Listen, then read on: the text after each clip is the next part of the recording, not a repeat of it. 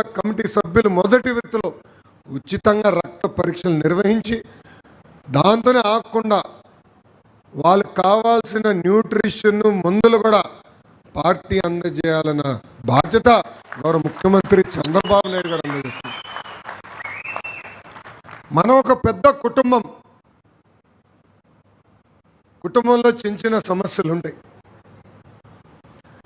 నేను మా దేవాంశని ఎప్పుడు కలిసినా ఇద్దరం కొట్టుకుంటాం అబ్బా. ఎందుకంటే నాకు ఎప్పుడు తమ్ముడు లేకుండా ఉన్నాడు, వాడికి ఎప్పుడు అన్నం లేకుండా పోయాడు. అందుకే ఇద్దరం కొట్టుకుంటాం.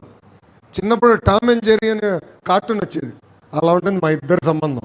ఇద్దరం కొట్టుకుంటూ ఉంటాం. కానీ మా సమస్యలు మేమే పరిష్కరించుకుంటాం, మేమే కూర్చుని మాడుకుంటాం. ఎప్పుడన్నా మరీ దూరం వెళ్తే పెద్ద వస్తాడు బాబు గారు, కూర్చోబెట్టి మన అందరినీ 5గురిని కూర్చోబెట్టి ఆయనతో పాటు కూర్చొని చివరికి నా నిర్ణయం ఇది అందరు పాటించాలని ఒక లక్ష్మణ్ రేఖ గీస్తాడు, మేము అందరం పాటిస్తాం. మనం కూడా అంతే. సమస్యలు ఉంటాయి, ఉండకుండా ఎందుకుంటుంది? ఇంత పెద్ద పార్టీ, ఇంత పెద్ద వ్యవస్థ అన్నప్పుడు సమస్యలు ఉంటాయి. నేనన్నా మిమ్మల్ని కన్విన్స్ చేస్తాం, మీరన్నా నన్ను కన్విన్స్ చేయాలి తప్ప బయటికి వెళ్ళిన తర్వాత ఒకే నినాదం, జై తెలుగుదేశం, జై చంద్రబాబు నాయుడు గారు. అంతేగాని అలిగి ఇంట్లో పడుకుంటే నష్టపోయేది ఎవరు? మనం. 5 సంవత్సరాలు నరకం అనుభవించలా, 23 కేసులు పెట్టారు అబ్బా నా పైన. అటెంప్ట్ మర్డర్ పెట్టారు, SC ST అట్రాసిటీ కేసు పెట్టారు. పాపం అయ్యన్న పాత్రుడు గారి పైన నిర్భయ కేసు కూడా పెట్టారు. చూడండి ఎంత ఇబ్బంది పెట్టారు. జేసీ ప్రభాకర్ రెడ్డి గారి పైన సుమారుగా 76 కేసులు, ఇంకొక ప్రభాకర్ పైన చింతమనేని 67 కేసులు. అంటే ప్రభాకర్ అన్న పేరు ఇష్టం లేదేమో గొడ్డలి పార్టీ అధ్యక్షుడికి, కేసులు పెడుతూ పోయినాడు. ఇప్పుడు అందరూ నవ్వుకుంటున్నాం, ఎందుకంటే ఆ కష్ట రోజులు వెనకాల ఉన్నాయి. కానీ అది మర్చిపోకూడదు, అది మనం మర్చిపోకూడదు. సో అలక్కకి ఫుల్ స్టాప్ పెడదాం, దెబ్బలాడదాం. ఇంకా తగ్గేది ఉంది మా తమ్ముడికి, వదిలిపెట్టకూడదు, పోరాడదాం.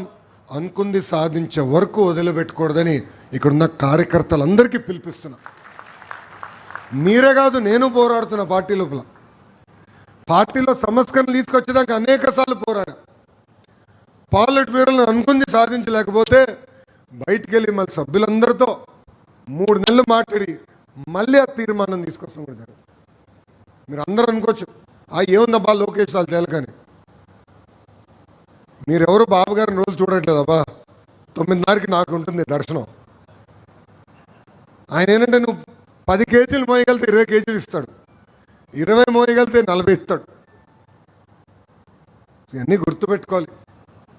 బాధ్యత మనందరిపైన ఉంది, అలగాల్సిన అవసరం లేదు.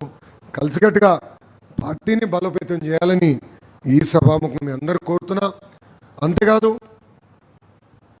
జూలై 15వ తారీఖు నుంచి మనం డోర్ టు డోర్ కార్యక్రమం ప్రారంభిస్తాం. 2 ఏళ్ళు పూర్తి చేసుకున్నాం. అన్ని సమస్యలు తీర్చాం, సమస్యలు పరిష్కరించామన్నట్ల, అన్నీ పూర్తి చేసామన్నట్ల. కానీ దయచేసి కార్యకర్తల ఒక విషయం ఆలోచించుకోండి. నేను ఎన్నో రాష్ట్రాల్లో తిరుగుతున్నా, ఎంతోమంది ముఖ్యమంత్రులు కలుస్తున్నా. అందరూ ఆశ్చర్యపోతున్నారు. ఎందుకంటే కేవలం ఒక ఆంధ్ర రాష్ట్రంలోనే వృద్ధులకి 4,000 రూపాయలు పెన్షన్ ఇస్తున్నారు, వికలాంగులకి 6,000 రూపాయలు పెన్షన్. ఈరోజు స్త్రీ శక్తి మహిళలు బస్సులు ఉచితంగా ప్రయాణిస్తున్నారు. మూసేసిన అన్న క్యాంటీన్ని తిరిగి ప్రారంభించాం. దీపం పథకం ద్వారా ఉచితంగా 3 గ్యాస్ సిలిండర్లు అందజేస్తున్నాం. తల్లికి వందనం కింద ఇంట్లో ఎంతమంది బిడ్డలున్నా అంతమంది బిడ్డలకి కూడా మనం డబ్బులు ఇస్తున్నాం. మొదటి సంవత్సరం ఇచ్చాం, 2వ సంవత్సరం జూలై 16, 17, 18 పేరెంట్ టీచర్ మీటింగ్ రోజునాడు ఆ డబ్బులు కూడా విడుదల చేయబోతున్నామని మీ అందరికీ తెలియజేస్తున్నా. కేవలం సంక్షేమమే కాదు, సంక్షేమంతో పాటు అభివృద్ధి కూడా చాలా చాలా అవసరం.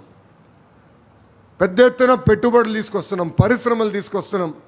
ఆనాడు యువగలం పాదయాత్రలు నేను హామీ ఇచ్చా, మెగా డిఎస్సి ఏర్పాటు చేస్తానని ఇచ్చా. నేను ఆ రోజు ఆలోచించలే విద్యాశాఖ మార్చులు అవుతానని. దేవుడి దయ వల్ల ప్రజల ఆశీస్సులతో చంద్రబాబు నాయుడు గారు నన్ను విద్యాశాఖ మార్చులు చేశారు. ఆంధ్ర రాష్ట్ర చరిత్రలో ఎప్పుడు లేని విధంగా 150 రోజుల్లో 16,000